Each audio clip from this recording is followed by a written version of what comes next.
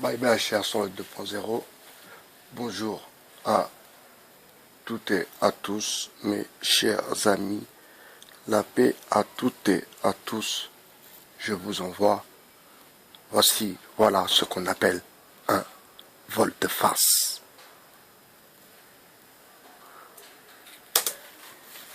Mon cher Laurent, je vais être très franc avec vous, je me détesterais si je commençais par parler de mon livre. La première chose que je veux faire de manière inconditionnelle ce soir, avant de parler de quoi que ce soit d'autre, si vous m'y autorisez, c'est de demander pardon à toutes les personnes, quelles qu'elles soient, celles de la communauté juive, mais tous ceux qui se sentent respirer comme des humains et non pas comme des bêtes, leur demander pardon pour les dessins choquants, les bandes dessinées obscènes et dégradantes de mon cru qu'elles ont pu voir. Je leur demande pardon parce que le jeune homme qui a commis ces dessins il y a 30 ans n'était pas un jeune homme à qui j'aurais serré la main aujourd'hui. Et je demande pardon également à tous ceux qui ont combattu avec moi pendant 20 ans et qui doivent aujourd'hui peut-être tomber de très haut en se disant mais comment cet homme, il y a 3 décennies, a pu commettre de telles abjections. Et j'aimerais aussi demander pardon à Bernard-Henri Lévy. Voilà, je pense qu'il est impossible pour moi de prendre la parole ce soir si je n'adresse pas du fond de mon âme et du fond de mon corps un pardon à toutes les personnes qui ont pu se sentir offensées, soit parce qu'elles ont été blessées dans leur chair ou dans leur mémoire, par ces dessins obscènes et dégradants. Pas simplement pour moi, pour tous ceux qui ont eu accès.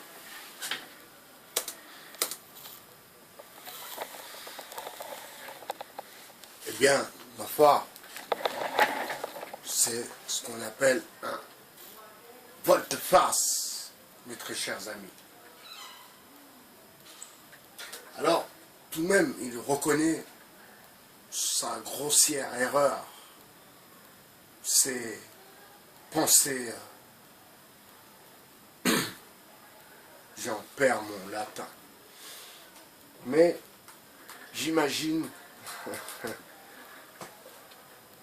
sa position et dans quel état il devait être, lui qui se sent, excusez-moi, toujours puissant en face de ses interlocuteurs et qui aime rabaisser les gens, eh bien, ce coup-là, c'est bien lui.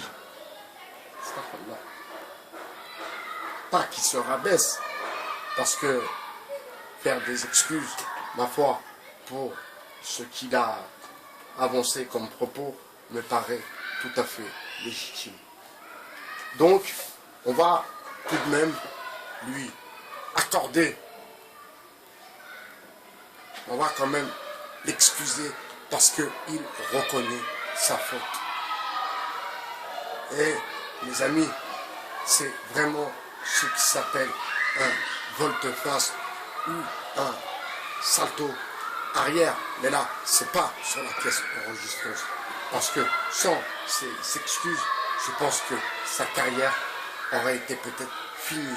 Rien que le fait de ne plus être édité chez Gallimard, eh bien ça aurait fait mal à son portefeuille, même si je sais que ce n'est pas l'argent qui lui importe le plus, c'est surtout sa réputation. Vous savez, arriver à un moment dans la vie, ce n'est plus l'argent qui nous intéresse. Parce que l'argent, on sait ce que c'est. L'argent, t'en as, que t'en aies, t'en aies pas, eh bien, ma foi, tu restes le même personnage. Et lui, en l'occurrence, tout ce qu'il a dit, il n'avait pas 15 ans, il n'avait pas 16 ans, il avait plus de 20 ans.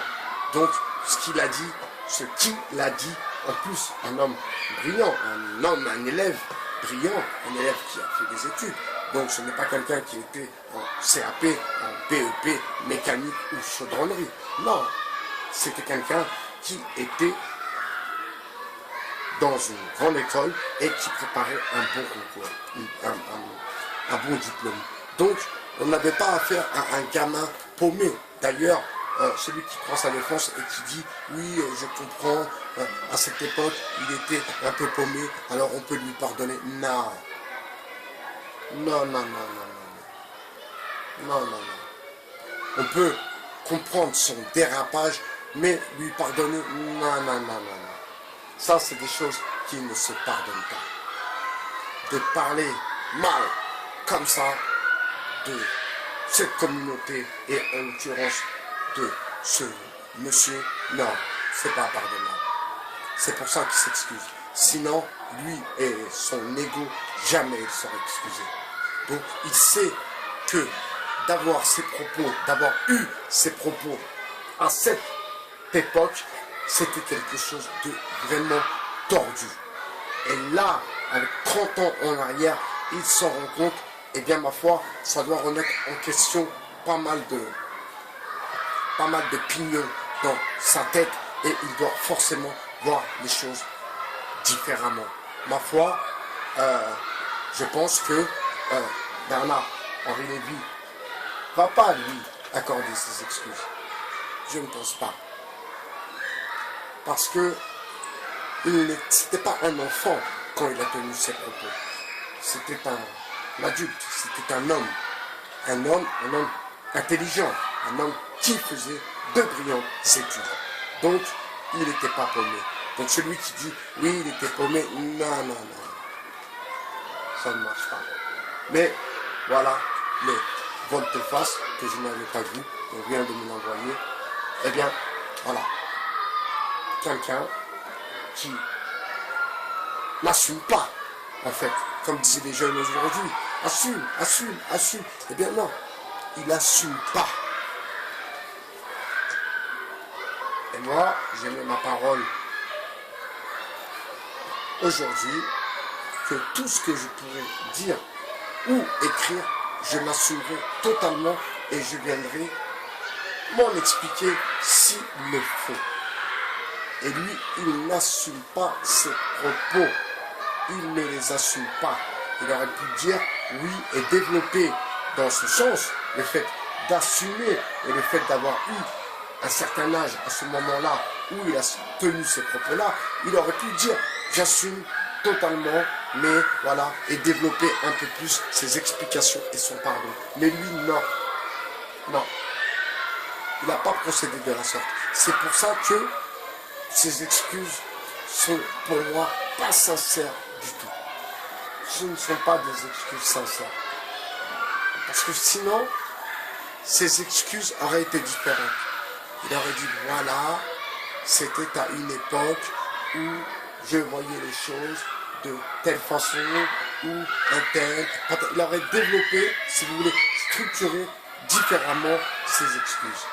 Et là, la manière dont il s'excuse prouve qu'il n'assume pas. Il n'assume pas. Et franchement,